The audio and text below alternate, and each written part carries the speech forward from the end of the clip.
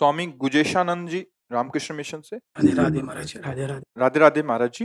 वंदनीय पूज्य महाराज श्री, आपके चरणों में साष्टांग दंडवत प्रणाम। महाराज श्री, हमारे जीवन का लक्ष्य श्री कृष्ण विगत मानसः स्मत्सुखः। कैसे भगवान श्री कृष्ण हमारे मन को चुरा करके अपने चरणों में मन को रख दें। मुरारी पादार्पित चित्तवृत्ति। आज सत्संग में एक बात कही थी, ध्यान से जो सुनने के लिए बैठे होंगे वो पकड़ पाए होंगे। हमारी ममता में एक ताकत है, जो ममता शब्द है ना, इसमें बड़ी ताकत है कि इसको जहां स्थापित कर देते हैं उसके बिना हम रह नहीं पाते, और ये जहां लग जाती है उसके सानिध्य की मुझे अत्यंत जरूरत होती, चाहे वस्तु में, चाहे किसी व्यक्ति में, चाहे किसी स्थान में। जैसे आपसे ममता हो जाए तो बिछुरत एक प्राण हरि लेहि, फिर आपसे बिछुड़ना पसंद नहीं आएगा। अभी ममता हमारी श्री कृष्ण पादाम्बुज में अर्पित नहीं हुई, बात समझना। नहीं, वो ममता श्री कृष्ण को विवश कर देगी। ममता का जो प्रभाव है वो उन प्रभु को विवश कर देगा, और वो आपके बिना रह नहीं पाएंगे। आपको बुलाना नहीं पड़ेगा, वो छा जाएंगे आपके मानस पटल पर, आपके नेत्र में। आपको बाहर भीतर कृष्ण ही कृष्ण नजर आएंगे।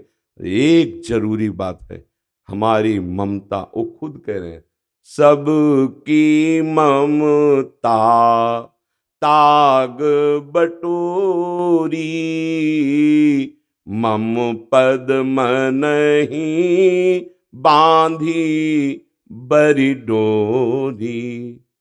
अब देख लिया जाए, भगवान कह रहे हैं, बहुत गुप्त बात बता रहे हैं कि यदि मेरी ममता जो आपको दी गई है, शरीर और शरीर संबंधी भोग और शरीर संबंधियों में तुमने फैला दी है, तो तुम दुखी होगे, तुम जन्म मरण को प्राप्त होगे। अगर वही ममता जो मेरे द्वारा दी गई है मेरे चरणों में बांध दो, सब जगह जो फैला रखी है, तो आगे का जो विधान है, जहां जहां मेरा भक्त चरण रखे वहां वहां रखूं हाथ, पीछे पीछे मैं फिरूं कभी न छाणू साथ, भक्तन पाछे यो फिरत ज्यों बछरा संग गाय। बछरा पकड़ लो तो गाय रंभाती हुई आएगी। क्यों? ममता है उसको। प्रभु अहम भक्त पराधीनो अस्वतंत्र इव द्विज। क्यों? क्योंकि ममता प्रभु में समर्पित। प्रभु निर्मम है हमारे प्रभु को, क्योंकि वही है, दूसरा कोई है नहीं, तो किससे ममता करें? भगवान का भक्त भी निर्मम होता है।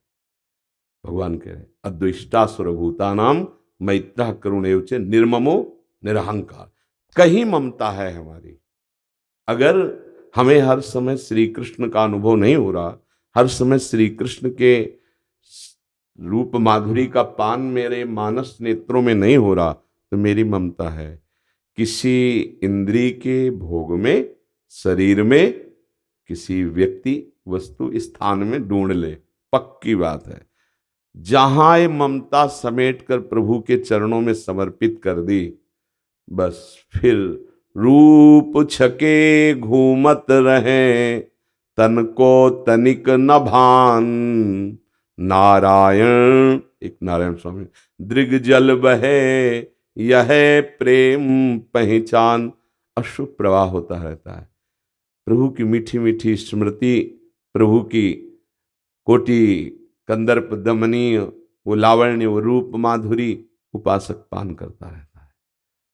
कमी है हमारी तरफ से कि हमारी ममता नहीं समर्पित है प्रभु के चरणों में। अगर इसे बड़ी सूक्ष्मता से समझ लिया जाए तो अभी इसी क्षण आनंद आने लगे।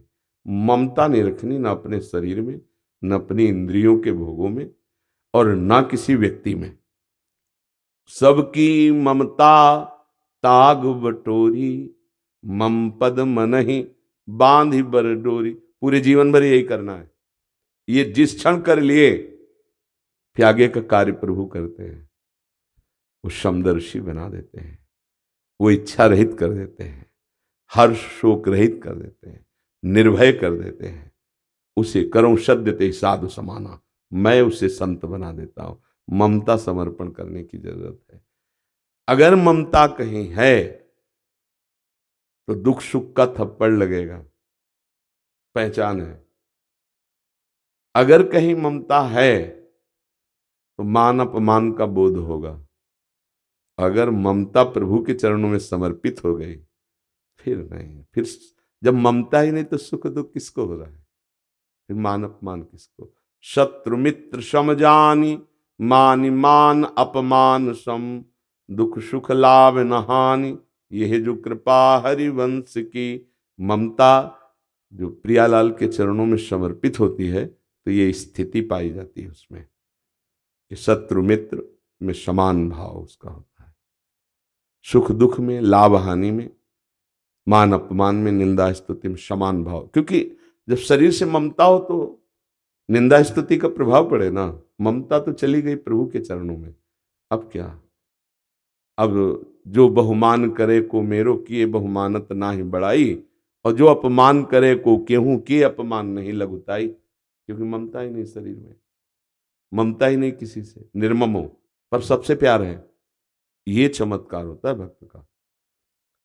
वो निर्ममो निरहंकारा पर सबसे प्यार होता है। सब जीवन सो प्रीति भगवत भाव से, रीति निबाहत आपनी, रीति अपनी निष्काम, किसी से कोई स्वार्थ की प्रीति नहीं, निष्काम भाव से, भगवत भाव से सबसे प्रीति है, और किसी से ममता नहीं।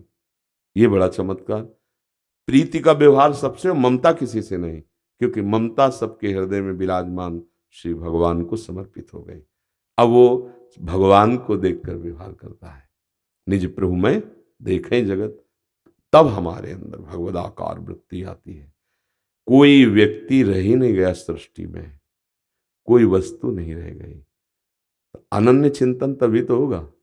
अगर वस्तु, व्यक्ति, स्थान, कहीं कुछ ममता है तो उसका चिंतन होगा। जब ममते नहीं रही तो प्रभु का चिंतन, और जब प्रभु का चिंतन हुआ तो कुछ रह ही नहीं गया। मत्ता पर तरम नान्य किंचिदस्ति धनंजय, मेरे सिवा कुछ नहीं, ये अनुभव हुआ। अब वास्तविक जो रस आया वो प्रतिक्षण वर्धमान आया, वो किसी घटना परिस्थिति में बदलने वाला नहीं होता। तो वो जो उपासक जन है, वो जब अपनी ममता को बटोर कर प्रभु के चरणों में समर्पित कर दे तो बात बन जाए। और यहां त्रुटि हो जाती है। हम नाम जप करेंगे, थोड़ा साधन करेंगे, थोड़ी सेवा करेंगे, पर ममता शरीर में, ममता अपनी मान्यता, प्रियता इंद्रियों की, बहुत समय लग जाता है। साधना को समझना है, ये क्रिया से नहीं होता, ये केवल समझ ठीक होने से होता है। तभी गोस्वामी जी ने, तुलसीदास जी ने बहुत शोध कर कहा कि बिगड़ी जन्म अनेक की अब ही सुधरे आज, होई राम को। बस अपना जो ममत्व है उसको प्रभु के चरणों में अर्पित कर दो। सब साधन का ये सार है।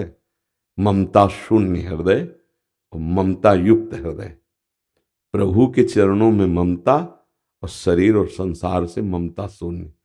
और यहाँ सब उल्टा है, सिर्फ प्रभु से ममता नहीं और सब जगह है ले ना। देखो ना, जैसे छोटे बच्चे से माँ प्यार करती है, कैसे छोटा बच्चा माँ से प्यार करता है। भय आया तो माँ की गोद में दौड़ जाएगा, और सुख की बात है तो माँ की गोद में। अगर उसे टॉफी पसंद आती तो पहले माँ की तरफ देखेगा, माँ। ऐसा भक्त होता है। अनुकूल प्रतिकूल हर परिस्थिति में ममता केवल प्रभु के चरणारविंद में होती है।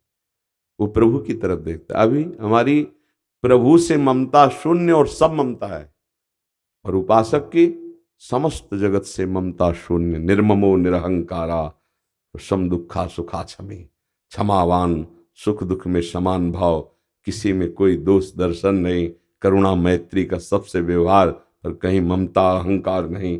ये भक्त का स्वरूप है। इसलिए नाम जप और अपनी ममता को धीरे धीरे चुन चुन के प्रभु के चरणों में समर्पित करना, जीवन लग जाता है। अगर सही बात बैठ जाए दिमाग में तो पलटने में 1 मिनट लगता है। बस दिमाग में बैठा लिया गया प्रभु के सिवा। पर ये बैठना कठिन होता है। देखो ना, लगे तो है, इस हम लेके चले, अपनी ममता को बटोर कर प्रभु के चरणों में, वो कहीं फैल जाती है, देख लो, फिर कहीं फंस जाते हैं। हम उसको ठीक ठिकाने पर चढ़ा नहीं पाते, समर्पित नहीं कर पा। और उन्होंने सिर्फ कहा है मम पद मन ही बांध पर, मेरे चरणों में बस। अब हम लेके चलते हैं, जैसे अपने लोग संत भाव में निकले, गृहस्थ हो या विरक्त, ममता तो देनी पड़ेगी प्रभु के चरणों में। जैसे अपने लोग चले तो विविध प्रकार की समाज, विविध प्रकार के उसमें फंस जाते हैं। पहले सीधे जो पूजा सामग्री लेके निकले वो ममता, वो प्रभु के चरणों में समर्पित करो, अर्थात परिपक्व अवस्था, किसी भी द्वंद्व का कोई प्रभाव नहीं। अब प्रभु स्वरूप समाज में उतरो, कोई फर्क नहीं पड़ेगा। पर वो विविध प्रकार के मान सम्मान की ऐसी प्रीता होने लगती है, विविध प्रकार का लोक व्यवहार ऐसा होने लगता है कि वो ममता जहाँ ले जाके समर्पित करें वो फिर फिसल जाती है। मतलब पुत्र में नहीं तो शिष्य में सही। बड़ा विचित्र खेल है ममता का।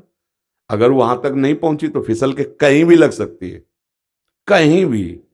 मतलब एक ईंट में भी ममता हो सकती है, कहीं भी ममता, कमंडल में हो सकती है, लंगोटी में हो सकती है, हिरन के बच्चे में हो गई, हिरन बनना पड़ा।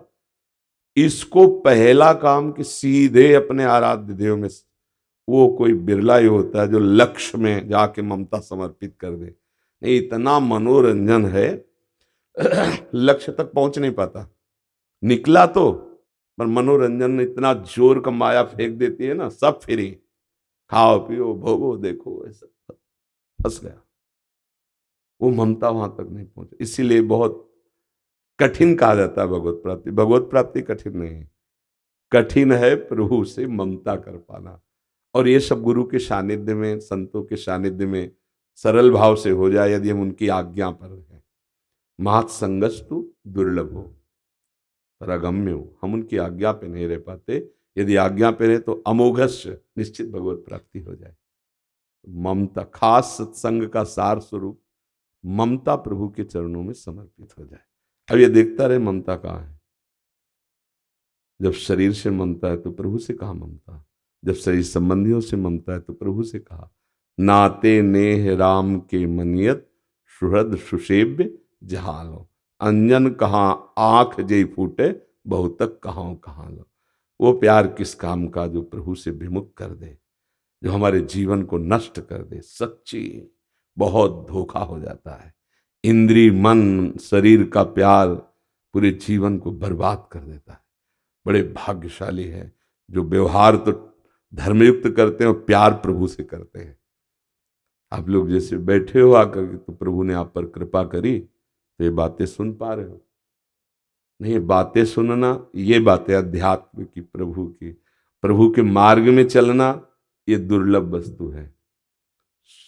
सुत दारा धन लक्ष्मी पापियों के घर होए, संत समागम हरि कथा तुलसी दुर्लभ दोए। इस संसार में दुर्लभ ये कि भगवत प्रेमी महात्मा मिल जाए और शुद्ध सत्संग मिल जाए, आध्यात्मिक शास्त्र सम्मत। तो हम सार बात समझ पाएंगे कि क्या करना है। ये अध्यात्म है जो आपके मन को आनंद दे। इसमें किसी भी वस्तु व्यक्ति के सहयोग की जरूरत नहीं, चवन्नी की जरूरत नहीं, एक दाना की जरूरत नहीं। अरे भरण पोषण तो सबका भगवान कर रहे हैं।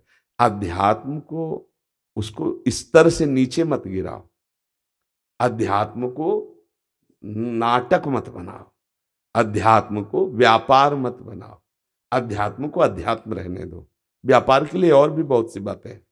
अध्यात्म को तो केवल भगवत प्राप्ति की, और भगवत प्राप्ति के लिए आपको कहते कुछ जरूरत नहीं। सही पूछो तो हर जरूरत मिटा देना ही भगवत प्राप्ति है। जा ही न चाहिए कबहु कछु, तो तुम सन सहज सने, और बसो निरंतर तासुर सोराउर निजगे। ना श्रोता भगवान को प्राप्त करना चाहता है और न वक्ता चाहता है। आजकल सत्संग में भी बोला, बड़ा दुख होता है। अध्यात्म मंच पर बैठकर प्रपंच, अध्यात्म मंच पर बैठकर प्रपंच। अध्यात्म का ज्ञान ऐसे हो जाएगा क्या? नहीं भैया, अध्यात्म का जब तक विवेकवान, और विवेक कहाँ होता है? साधु महात्माओं के संग से। जब तक संतों के चरणों में नहीं बैठे संतों की आज्ञा में नहीं बैठे तो अध्यात्म जान जाओगे? नहीं नहीं, फिर नहीं। तुम पीएचडी पढ़ के अध्यात्म नहीं जान सकते। तुम चाहे जितने बड़े विद्वान हो, अध्यात्म को समझने के लिए किसी आत्मबोधवान महापुरुष का ही आश्रय आवश्यक है, तभी आप उस विषय को, तो अध्यात्म को आप सुन रहे हैं, बड़ी हम पर कृपा कर रहे हैं। भगवत मार्ग पर चलने की सोच रहे, बड़ी कृपा कर रहे हैं। नहीं तो बड़ा दुर्लभ होता जा रहा है अध्यात्म का श्रवण और अध्यात्म का कथन। प्रपंच के लोग, संसार के, वही सुनना चाहते हैं जिससे मन जो है, विषयी मन और विषयों में लग जाए, विषयी मन निराश हो जाए, विषयों की तरफ से उदास हो जाए और भगवान की तरफ उल्लसित होके चले। ये केवल सत्संग से होता है। बड़े भाग पाई सत्संगा, बिना प्रयास होई भव भंगा। संसार समुद्र सूख जाए, उसे सत्संग कहते हैं। ज्ञान जागृत हो जाए, सत आचरण जागृत हो जाए, भगवत प्रेम जागृत हो, तभी कहा तात स्वर्ग अपवर्ग सुख धरी तुलाय कंग तूल ताय सकल मिल जो सुख लव सत्संग। केवल लक्ष्यदार भाषण और विविध प्रकार के मनोरंजन, उससे सत्संग नहीं। मन भंजन, इंद्रिय निग्रह, मनोनिग्रह, स्वरूप बोध, भगवत प्रेम, ये सब सत्संग से होता है। आज हमारे ऋषि मुनि, ब्रह्म ऋषिजन, आचार्यजन, देखो उनकी वाणियां पढ़ो, उनकी वाणियां सुनो, तुम्हारे मोह का नाश हो जाएगा। बड़ा उपहास होने लगा है, बड़ी पीड़ा होती है। जैसे कभी कोई ऐसे सुनाए दिखाए कि देखो उनका ऐसा, तो पीड़ा होती है। भैया कल आप ही प्रमाण माने जाएंगे, क्योंकि कलयुग बढ़ता चला जा रहा है। शास्त्र क्या कह रहा है? हम अपनी वासना से पीड़ित होकर उसका अर्थ करेंगे तो अलग निकलेगा, और उपासना से प्रेरित होकर करेंगे तो उसका अर्थ अलग निकलेगा, और उपास्य देव में स्थित होकर देखेंगे तो उसका अलग अर्थ निकलेगा। शास्त्र को अपनी वासना से प्रेरित करके ना बोला जाए, उपासना या उपास्य देव में स्थित होकर ही बोला जाए। बहुत जैसे श्रीमद् भागवत है, साक्षात श्री कृष्ण प्राप्ति का स्वरूप है। अगर हम उसको जो लिखा है वैसे गायन करें, वैसे श्रवण करें, तो एक भयंकर भूत भगवत पार्षद बन करके चला गया था, धुंधकारी। श्रीमद् भागवत श्रवण मात्र से भगवत प्राप्ति, श्रीमद् भागवत श्रवण मात्र से श्री कृष्ण चरण अनुराग, संसार से वैराग्य। पर जो लिखा है बस मंत्र मंत्र होते ना, 18,000 मंत्र हैं श्रीमद् भागवत में। 18,000 जो श्लोक है ना, वो मंत्र हैं। किसी को भी 18,000 श्लोक सुना दिए जाएं, चाहे जितना बड़ा पापी हो, पक्का कल्याण हो जाएगा। उसका प्रभाव है। तो चलो श्लोक समझ में नहीं आता तो श्लोक का पाठ हो गया, और फिर मूल व्याख्या कर दी, जो लिखा है मूल मूल। अब देखो एकादशी स्कंद की कहाँ व्याख्या होती है? एकादशी स्कंद श्रीमद् भागवत व्याख्या, जो मोक्ष धर्म का साक्षात स्वरूप है, भगवत भक्ति का स्वरूप है, प्रेम का स्वरूप है। तो हमें लगता है कि अगर 4 लोग बैठकर अध्यात्म की चर्चा सुनते हैं कलयुग में अब, तो वो प्रवक्ता पर कृपा करते हैं, कृपा करते हैं, क्योंकि मन भंजन करना अध्यात्म है। साधु महात्माओं के पास जाया जाता है मन निर्मल करने के लिए, भगवत बोध प्राप्त करने के लिए, भगवत प्रेम के लिए। हमारे आचरण कैसे होने? बोले ये आदमी संत संग करता है, देखो इसकी वाणी देखो, इसके आचरण देखो, इसका स्वभाव देखो। क्यों? बोले साधु संग करता है, उसका प्रभाव पड़ना चाहिए। अगर हमारे आचरण वैसे ही संसारिक, चाहे हजारों जगह घूमे आओ, सत्संग वो जो आपके जीवन का परिवर्तन कर दे, तो आपका सुनना सार्थक हुआ और उनको बोलना सार्थक हुआ। तो हमारी ममता प्रभु के चरणों में समर्पित हो जाए, तो हमें वैसे ही प्रेम हो जाएगा जैसे हम चाहते हैं।